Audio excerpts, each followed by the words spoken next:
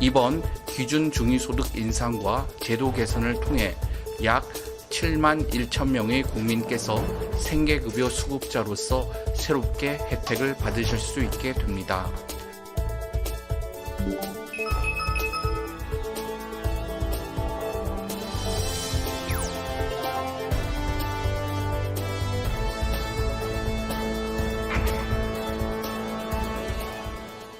지난 10일 보건복지부에서 약자 복지 강화, 저출생 대응 방안 등을 담은 업무 보고를 발표했습니다. 지난해 정책 방향을 제시하고 또 제도 틀을 만드는 데 집중했던 반면 올해에는 가시적인 정책 성과를 거두는 것을 목표로 하고 있습니다. 이 시간 보건복지부 이기일 제1차관과 함께 올해 복지부 주요 업무 추진 계획에 대해서 자세히 살펴보겠습니다. 차관님 어서 오십시오. 네, 반갑습니다. 안녕하십니까, 차관님. 자, 조금 전에 이제 일부에서 지난번에 있었던 업무 보고 전체적인 사회 분야에 대해서 이제 말씀을 좀 들어봤는데 지금 이 시간에는 복지 분야에 대해서도 집중적으로 한번 집중적으로 들어보도록 하겠습니다. 일단 올해 계획에 앞서서 지난해까지 있었던 성과 한번 정리하고 가볼까요? 예, 말씀 주신 대로 지난주 금요일 날 저희가 업무 보고 주의 현안 해법회의를 가졌습니다. 네. 그러면서 기존에 있던 여러 가지 그 정책의 성과를 한번 했었는데요. 아마 첫 번째는 약자 복지입니다. 예. 우리 가난하고 어려운 분들을 최대한 돕자는 거가 됐어요. 정말로 기준 중위소득을 가장 높게 6.42%를 인상을 했거든요. 그리고 두 번째를 보게 되면 저출산 대응입니다. 네. 사실 지난번에 이제 부모급여 같은 게 0세는 100만 원, 1세는 50만 원을 하게 돼 있고요. 또 네. 하나가 제가 몇 번 나서 말씀드렸는데 열심히 했던 것이 사실은 난임 정책입니다. 네. 그래서 예를 들면 필수 가입력 검사비도 하게 돼 있고 또 평생 25회를 이렇게 하게 돼 있는데 아이당 25회를 하는 그런 것도 했었고요. 또 하나가 지난해 7월 19일 날 우리가 보호출산제를 시행을 했거든요. 그래서 이미 이제 아이도 많이 태어나야 되지만 태어난 아이를 잘 보호하자고 그래가지고 그걸 해봤더니 정말 한 60명 이상의 아이를 제가 살렸습니다. 네. 보호출산 신청한 아이들이 52명 정도 되고 또 신청을 해서 철회한 아이들도 10명이 넘게 돼 있거든요. 네. 그래서 그런 좋은 제도가 있었고 근데 그 결과가 있는지 모르겠지만 참 저희가 기쁜 소식이 들어왔습니다. 예. 지난 1월 3일 날 행안부가 조사를 해봤더니 지난해 낳았던 그 아이들이 그 전에보다도 7,200 우리가 95명쯤 더 태어났습니다. 와. 그래서 네. 당초에는 우리가 그 한 0.68명 정도를 떨어질 거 예상했었는데 반전이 돼가지고 네. 한 0.74명 정도는 좀 될 것 같다. 그렇게 아, 해가지고 정말 놀랍고 기쁜 소식이죠. 그렇습니다. 예. 그리고 더 아주 반가운 것은요. 우리나라 분들은 이 결혼을 해야만 애를 낳거든요. 네. 그런데 지난 10월까지 지난해보다도 25% 2만 1,000쌍위권 정도가 결혼을 많이 했습니다. 그런데 프랑스 같은 경우는 한 62% 정도가 결혼 안 하고도 애를 낳거든요. 그런데 네. 우리는 5%가 안 됩니다. 네. 그래서 제 생각에는 아마도 그 2만 1,000명이 더 결혼을 했기 때문에 내년도에는 더 올라갈 수 있겠다. 뭐 그런 생각을 좀 해보고 있고요. 마지막 말씀드릴 수 있는 것은 연금 개혁을 저희가 가열차게 좀 하고 있습니다. 예. 지난해 9월 4일 날 21년 만에 처음으로 단일 개혁안을 발표를 했었거든요. 그렇기 네. 때문에 금년도 상반기에 반드시 개혁을 이뤄내도록 하겠습니다. 예, 이렇게 지난해에 어떤 여러 가지 정책들로 인한 좋은 결과들이 이제 조금씩 가시적인 성과로 그렇습니다. 나타나고 있는데 이제 예, 올해 예. 어떤 것들이 있는지 또 하나 살펴보도록 하겠습니다. 자, 일단 복지 서비스의 기준이 되는 그 기준 중위 소득이 있습니다. 이게 굉장히 큰 폭으로 이제 늘어났다는 또 소식이 있거든요. 어떻습니까? 예, 큰 폭으로 늘어났습니다. 예. 제가 판넬을 준비했는데요. 참 기준 중에서라는 게 참 어려운게도 생각을 하세요. 네. 쉽게 말하면 우리 국민 전체를 100명으로 본다고 그러면 예. 딱 가운데 있는 50번째 있는 분의 소득이 기준 중위소득입니다. 50번째 가운데에 그렇습니다. 있으신 분이군요. 이게 평균이 아니고요. 50번째 있는 분들이 네. 네. 그래서 이거를 보면 74개의 사업의 기준이 됩니다. 예를 들면은 기준소득 곱하기 32%가 하게 되면 금년도에 생계급여. 그런데 4인 가족 같은 경우에는 610만 원으로 올랐거든요. 예. 6,400가 네. 올랐잖아요. 여기에서 30을 하게 되면 예를 들면은 4인 가족은 요 돈이 나오게 돼 있습니다. 아, 그렇군요. 그리고 저희가 27년까지는 35% 올린다는 그런 얘기가 되어 있고요. 의료급여는 40%, 교육은 50%. 가장 많은 것이 이제 사실은 그 국민 국가 장학금이거든요. 네. 학생들이 아이를 등록금을 내야 되잖아요. 이 금액 같은 경우도 4인 가족은 여기 곱하기 200%가 되는 겁니다. 예. 그래서 예를 들면 우리가 1인 가족 같은 경우는 금년도는 지난해가 72만 원인데 금년 76만 원으로 5만 원이 오르게 돼 있어가지고 약 7.33% 오르게 되어 있고요. 2인 같은 경우도 126만 원, 3인은 161만 원. 4인이 가장 많다고 보게 되어 있는데요. 이것은 195만 원까지 보장하게 돼 있어서 이것이 12만 원이 오르게 되는 거죠. 요 차이 12만 원이 드는 거거든요. 예. 그래서 6.42%가 오른다. 그리고 혹시라도 6인 가족 같은 경우 258만 원이 되기 때문에 14만 원 더 오른다. 이렇게 볼 수가 있겠습니다. 그래서 아까 나온 것처럼 저희가 7만 1,000명이 더 혜택을 보게 돼 있습니다. 예. 지금 지난해가 한 165만 원 정도, 165만 원 정도인데 7만 명이 되게 되면 172만 명 정도가 혜택을 보게 된다. 그렇게 볼 수가 있겠습니다. 이것이 네. 사실은 약자 복지의 가장 큰 것입니다. 예. 네. 이 방금 의료급여에 대해서도 이야기를 해주셨는데 의료급여와 관련해서 이 부양비 부과 비율도 좀 완화가 된다고 하는데요. 일단 그렇습니다. 부양비가 뭔지 좀 궁금하고요. 예. 구체적으로 어떻게 완화되는 건지도 좀 설명해 주시죠. 예, 그렇습니다. 사실은 우리가 부양비라는 개념이 있어요. 사실 예. 부양가족이라는 개념이 있거든요. 예. 근데 예를 들면 우리 부모님이 계시지만 자녀분이 있는 경우가 있거든요. 1족 이내에 직계 혈족 같은 경우죠. 근데 이런 분들 같은 경우에는 부모님을 부양할 수 있는 책임이 있지 않느냐 그래가지고 부양 의무자라고 이렇게 얘기를 하고 있어요. 근데 제가 점차적으로 이걸 없애보고 있는데요. 특히 의료급여 같은 경우에는 부양비라고 그래가지고 자기가 우리 부모님이 계신데 내가 이제 그 아들입니다. 아들 같은 경우에는 기준 중위수도 아까 말씀드린 640만 원 정도가 되는 사인이 되는 거잖아요. 이 금액을 넘는 금액 같은 경우에는 부양 능력이 있다고 보는 거예요. 네. 네. 거기에서 보통 그 남은 소득에서 30%를 이렇게 더해가지고 이것을 소득에 가산하게 돼 있거든요. 근데 사실은 우리가 보게 되면 이 가족이 뭐 아들, 딸이라 하더라도 혹시 며느리라 하더라도 사실은 부양 의무는 있지만 능력이 없는 경우가 꽤 많이 있잖아요. 그렇죠. 또 사실은 우리는 기본적으로는 돈을 준다고 생각하는데 사실은 자녀 관계가 끊어졌기 때문에 돈을 못 주는 경우도 꽤 많이 있거든요. 그렇기 때문에 그런 경우에는 사실은 지금 30%를 가산하는 것을 10%만 가산하게 한다. 네. 그렇게 되어 있고요. 장기적으로 이런 것도 지금 없애날 그런 계획으로 있습니다. 그래서 좀 점점 말씀드리게 되면 의료부 같은 경우에는 40%를 기준으로 하고 있는데 점차로 그런 기준을 좀 없애나간다. 그렇게 볼 수가 있겠습니다. 예. 네. 또 약자 복지의 한 축, 장애인들 아니겠습니까? 장애인이 있습니다. 장애인분들이 생활을 잘 할 수 있도록 장애인 연금이 있는데 장애인 연금도 이번 또 올라요. 그렇습니다. 네. 우리 장애인분들이 한 265만 명 정도가 계십니다. 예. 근데 중증 장애인분들이 한 35만 명이 계시는데요. 그분들에 대해서는 저희가 연금을 드리고 있습니다. 왜냐하면 생활도 어렵고 또 장애로 인해 가지고 더 이 가산되는 그런 어려움도 많이 있거든요. 그래서 그 급여가 크게 두 가지입니다. 첫 번째는 기초급여라고 그래가지고 지난해보다 7,700원이 오른 우리가 34만 2천 원 정도를 저희가 이렇게 드리고 있고요. 여기 네. 나오고 있군요. 기초급여 같은 경우에는 근로 능력이 감소에 따른 보전급여라고 그래가지고 저게 34만 2,110원입니다. 저 금액 같은 경우에는 우리 기초연금에 이 어르신들 똑같은 금액을 주게 되어 있고요. 오른쪽에 있는 경우가 있잖아요. 장애로 인한 추가 비용 보전을 9만 원을 해주게 되어 있습니다. 9만 원 같은 경우에는 우리 재가장애는 9만 원, 그리고 또 한편으로는 차상위 같은 경우에는 8만 원, 그리고 차상위 넘는 장애인분 같은 경우에는 3만 원을 해가지고 예를 들면은 재가급여 장애인 같은 경우에는 말씀드린 것처럼 43만 원 정도를 제가 드리게 돼 있습니다. 예. 그래서 앞으로는 이거 같은 경우도 점차 확대해서 장애인분들도 정말로 생활 살 수 있도록 그렇게 잘하도록 그렇게 하겠습니다. 예. 예. 이 지난 몇 년 동안 또 한국 사회에 영향을 줬던 게 바로 코로나19 팬데믹이 아닐까 싶은데 이로 그렇습니다. 인해서 사회 관계망이 굉장히 약화가 됐습니다. 그렇다 보니까 주변 사람들과 단절된 채 살다가 이제 아무도 모르게 생을 마감하는 고독사 사망자 수도 좀 많아졌는데 이 원인과 대책에 대한 좀 이야기들이 나와야 될 것 같습니다. 어떻습니까? 예, 원인은 말씀 주신 대로 정말 코로나 있다 보니까 집안에만 있게 되는 거예요. 그러다 보니까 이게 청년 같은 경우는 희귀고물이라고 그래가지고 예. 가족과의 단절이 있는 상태거든요. 그래서 네. 그런 것이 이제 첫 번째 원인이 될 수가 있겠고요. 두 번째는 1인 가구가 지금 35%입니다. 그러다 보니까 사실은 혼자 사는 사람이 많잖아요. 예. 네. 이 어르신 같은 경우는 40% 같은 경우가 독거 노인이시거든요. 또 혼인을 안 하다 보니까 이런 가족 관계가 떨어지는 그런 경우도 많이 있고, 또 하나가 우리 말씀 주신 대로 사회 관계망이 많이 끊어져 있습니다. 네. 그러다 보니까 혼자 돌아가셔가 있는 경우인데, 고독사의 개념 같은 경우에는 그렇습니다. 혼자 외롭게 사시다가 혼자 돌아가셔가지고 나중에 발견된 그런 케이스가 있는 경우예요. 그래서 제가 조사를 보니까 23년도 같은 경우가 3,661건이 나왔습니다. 해마다 조금씩 늘고 있습니다.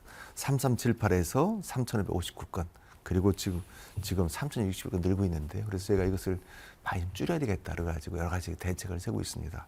예를 들면 그 고독사 예방 그 시범 사업을 옛날 같은 경우는 일부만 했었는데 지금은 전체 시군구를 모두 하게 되어 있고요. 네. 우리가 24년도 같은 경우는 고독사 예방 여러 가지 그런 계획을 다 세워서 하고 있고, 또 한편으로는 시범 사업 여러 가지 선별 센터를 만들어 가지고 정말로 어떤 분들이 고독사 예방이 되는 건지 그런 걸 잘 할 그런 계획을 세우고 있다는 말씀을 드리겠습니다. 네. 이 결론적으로 말씀드리게 되면 정말로 고독사 같은 경우는 정말 있어서는 안 되는 그런 경우거든요. 네. 나중에 정말 그 현장에 가보게 되면 정말 이 때로는 정말 이 원룸이라든지 또 고시원 같은 데 많이 들어가고 계세요. 그렇기 때문에 이런 건 없도록 다양한 것을 저희가 해보도록 그렇게 하겠습니다. 네. 예, 예. 지금 고독사에 대한 원인과 대책에 대해서도 말씀을 해주셨는데 고독사로 이루어지기까지 그 전 단계라고 할 수 있지 않을까요? 위기 가구가 있습니다. 많이 있습니다. 예, 갑자기 잘 생활을 영위하다가도 어느 순간 갑자기 또 어려움을 겪는 그런 위기 가구들이 있는데요. 이런 위기 가구들을 발굴해내는 것도 굉장히 중요하지 않을까요? 매우 중요합니다. 옛날에 22년도 8월 달이었죠. 그때 수원 세무녀 분들이 사실은 돌아가셨거든요. 네. 근데 원래 그분들은 그 주소는 화성에 있었습니다. 화성에 있는데 수원으로 오셨는데 그때 여러 가지 채무도 있고 그래서 오셨는데 사실 발견을 못했던 거거든요. 그래서 저도 그때 가보니까 아이고 참 정말로 저 연결시 가봤습니다. 네. 정말 안타까운 사연이더라고요. 그래서 제가 그걸 가지고 그때는 39개의 위기 가구를 이렇게 발굴했었습니다. 예를 들면은 단전, 전기가 끊기는 거죠. 단수, 또 단가스가 끊기는 거라든지 때로는 건강보험료를 차납하는 경우도 있습니다. 그래서 그 뒤에 했던 것이 보면은 우리가 혹시라도 이렇게 실직 상태가 있는 거, 또 한편으로는 이렇게 병원에 가지 못한 경우도 있는 거, 그런 경우 같은 경우에는 더 추가를 해가지고 47종으를 지금 하고 있는 그런 상태가 되겠고요.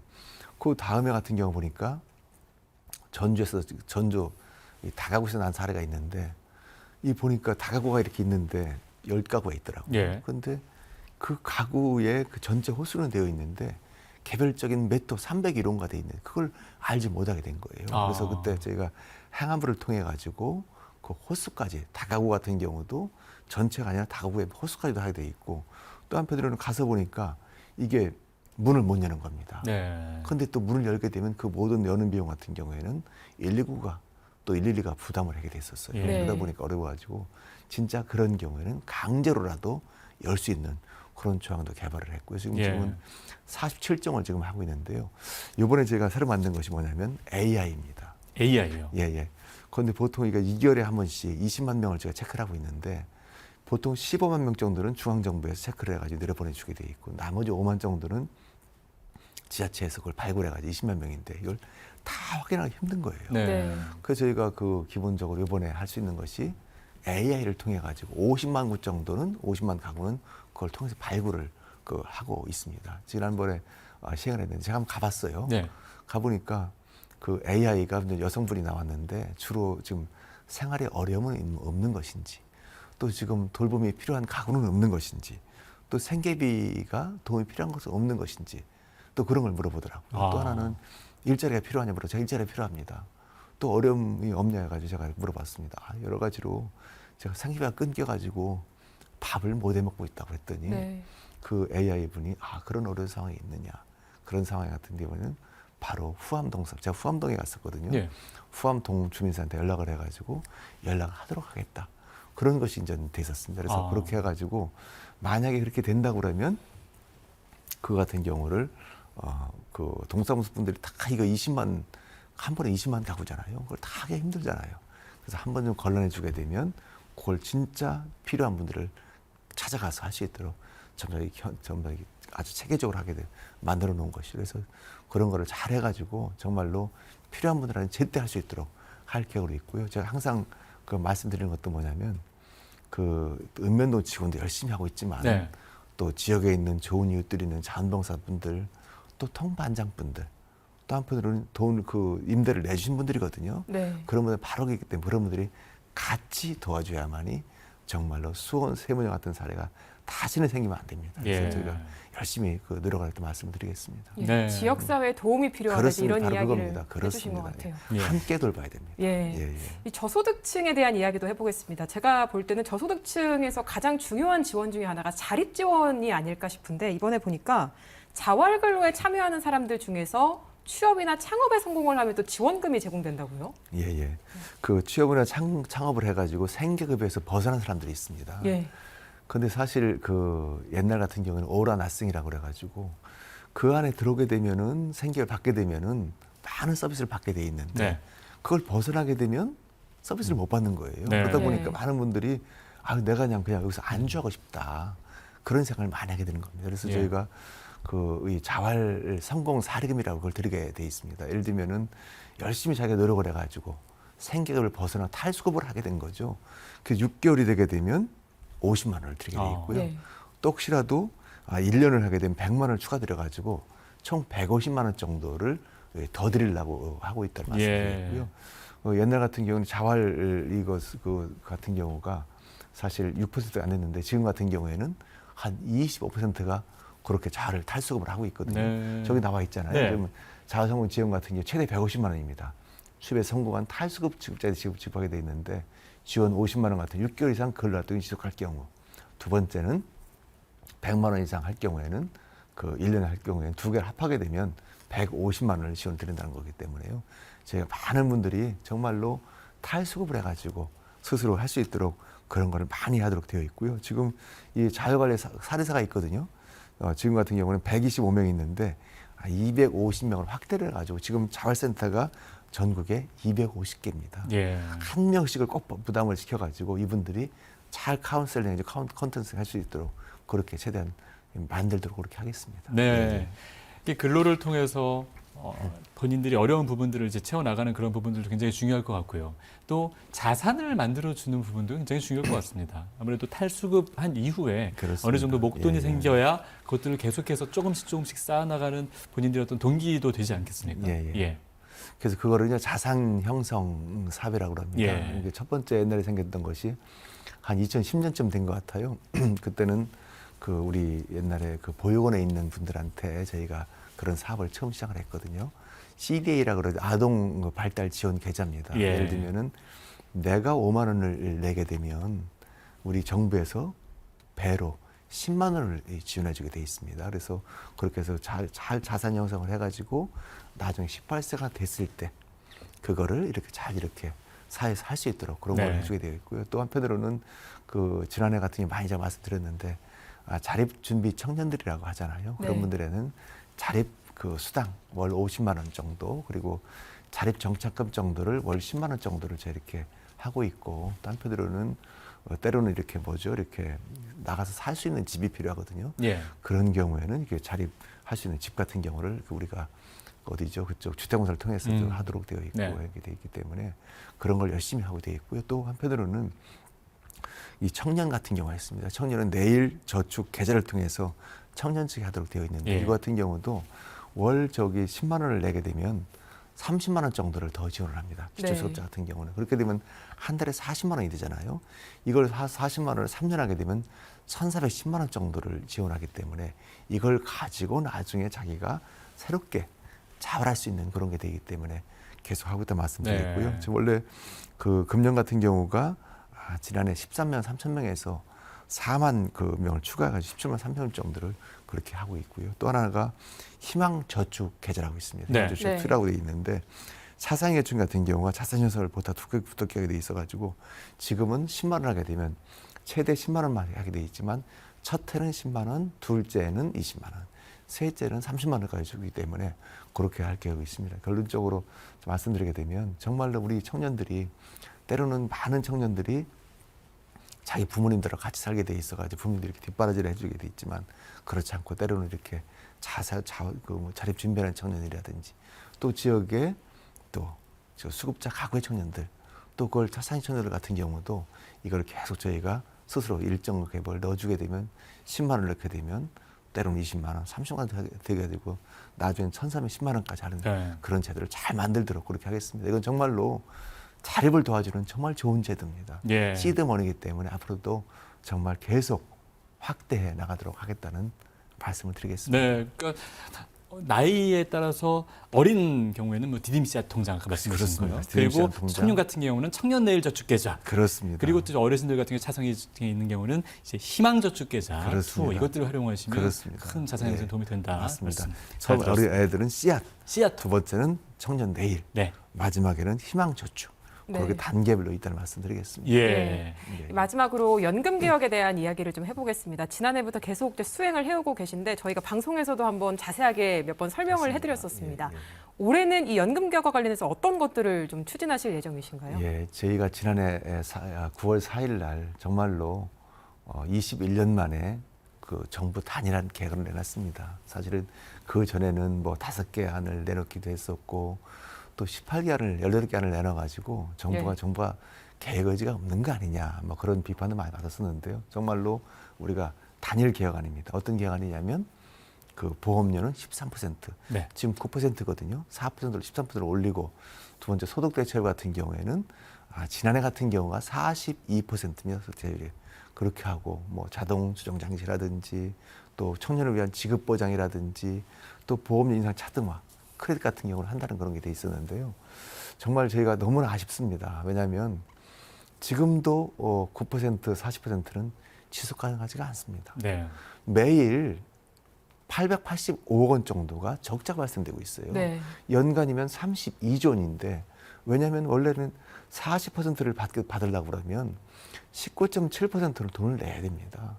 그런데 9%만 지금 우리가 저희 보험료 받고 있기 때문에 10.7%가 부족한 거잖아요. 이 돈 같은 경우에는 줘야 되기 때문에 네. 지금 1,470억 정도 되어 있는 그런 돈이 자꾸 부족하기 때문에 나중에는 2056년도에는 정말 소진이 됩니다. 그래서 저희가 빨리 이걸 개혁을 해야 되겠다는 생각을 가지고 있고요. 참으로 다행인 것은 어느 정도 국민 공감대가 형성이 돼 있습니다. 예. 네. 지금 9%에서 13% 올리는 거는 지금 국회 22개 법안이 와 있거든요. 다 똑같습니다. 13%는 다 올리겠다는 게 돼 있는데 예. 다만 소득 대체율 자체가 지금 40%도 있고 50%도 있습니다. 근데 대체로 40에서 45에서 지금 이렇게 좀 논의가 되고 있거든요. 그렇기 때문에 저는 이번에 반드시 개혁이 돼야 되겠다. 옛날 저희가 지금 27년 동안 지금 개혁을 못 하고 있어요. 근데 그 국민들께서도 항상 저기 하고 그 여러 가지 전문가 같은 경우도 왜 한 자리를 숫자 1%는 못 들리냐. 그래가지고 오죽하면은 마에 10% 벽이라는 게 생기겠습니다. 네. 그런데 이미 다 공감대가 지금 13%로 4%는 게 공감대 되어 있어요. 그 제가 생각할 때는 정말로 이게 정말 좋은 기회입니다. 네. 가장 좋은 개혁은 가장 빠른 개혁입니다. 제가 지난번도 한번 말씀드린 적이 있었는데 제가 코로나를 오래 했습니다. 그래서 백신을 이렇게 딱 맞을 때 그때 백신이 아스트라제네카, 파이자, 모데나 뭐 여러 가지 또 우리 SBA 바이오 사이언스도 다 나와 있었거든요. 그런데 어떤 기자가 저한테 물어보더라고요. 일통정아님, 가장 좋은 백신은 어떤 백신입니까? 그 얘기는 뭐냐면 화이자가 좋냐, 모데나가 좋냐, 아스트라제네카가 좋냐, SBA 바이오 사이언스가 좋냐, 때로는 노바백스가 좋냐, 그런 질문이었던 거죠. 그래서 제가 답변 드렸습니다. 예, 여러 가지 백신이 있습니다면서 가장 좋은 백신은 가장 내가 빨리 맞는 백신입니다. 그렇게 말씀드렸더니 다 이해하시더라고요.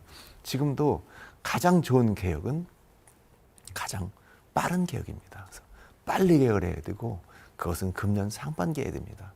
왜냐하면 내년 같은 금년 하반기는 내년 상반기에 지방선거가 예정되어 있습니다. 예. 그런데 사실 선거를 앞두고는 보험료를 올리기가 힘듭니다. 국민한테 부담이 되는 거거든요. 네. 그렇기 때문에 저는 가장 빠른 개혁이 가장 좋은 개혁이다. 그렇게 말씀드리겠습니다. 꼭 예. 해야 됩니다. 네. 예, 예. 특히 그 개혁은 또 국회 협조가 필요한 부분이기 때문에 그렇습니다. 국회의 또 양당의 빠른 협조를 좀 당부하는 계속 바입니다. 말씀드리고 있고 아마 국회에서도 여야가 의지는 같이 가지고 있습니다. 예. 아마도 국회에서도 빠른 시일에 논의가 돼서 곧 개혁이 될 걸로 저는 기대하고 있습니다. 네. 네. 예. 지금까지 보건복지부 이기일제 1차관과 함께 복지부의 또 업무 보고 주요 내용 함께 짚어봤습니다. 오늘 말씀 고맙습니다. 감사합니다.